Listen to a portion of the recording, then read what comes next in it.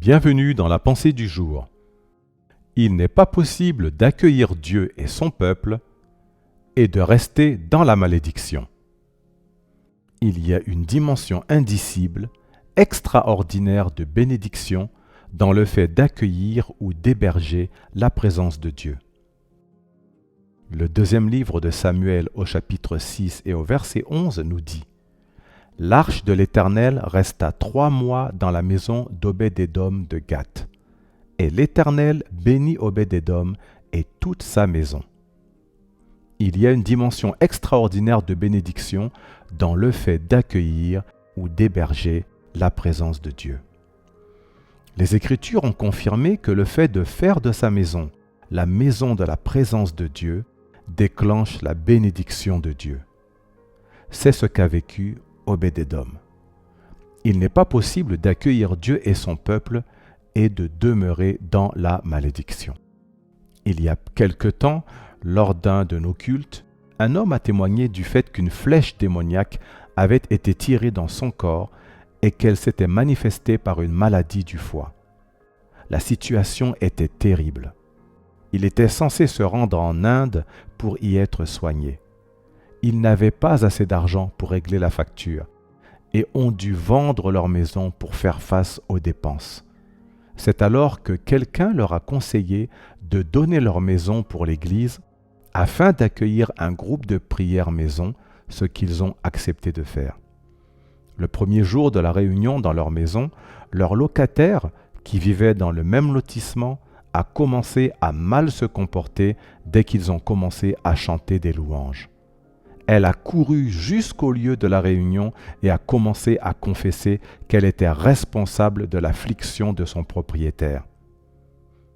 Cette confession et cette révélation ont marqué la fin de l'affliction de l'homme.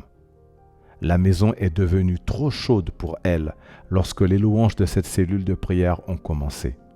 Bien-aimés, lorsque vous mettez votre maison à la disposition de l'Église, vous étendez l'autel de feu de l'Église principale à votre maison et aucune sorcière ne peut survivre à ce feu, car Dieu ne peut coexister avec les démons.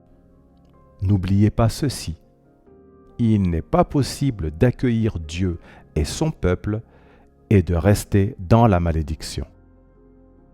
Voici les tâches à accomplir. Établissez l'autel de Dieu dans votre maison. Prions ensemble. Père, que ton but de saturer la terre de ta gloire soit établi.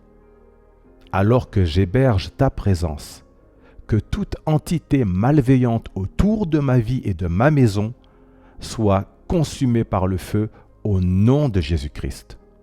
En accueillant la présence de Dieu dans votre vie et dans votre maison, la présence et l'activité du mal sont bannies de votre vie au nom de Jésus-Christ. Tant que vous n'êtes pas né de nouveau, la présence permanente de Dieu ne sera jamais avec vous. Vous devez naître de nouveau pour jouir d'une victoire continue. Veuillez, s'il vous plaît, répéter cette prière après moi. Seigneur Jésus, viens dans ma vie. Je t'accepte comme mon Seigneur et mon Sauveur personnel.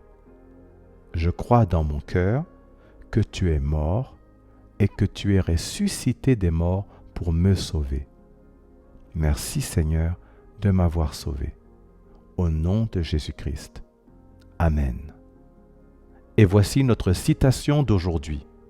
La présence de Dieu fait des non-entités des entités. Que Dieu vous bénisse.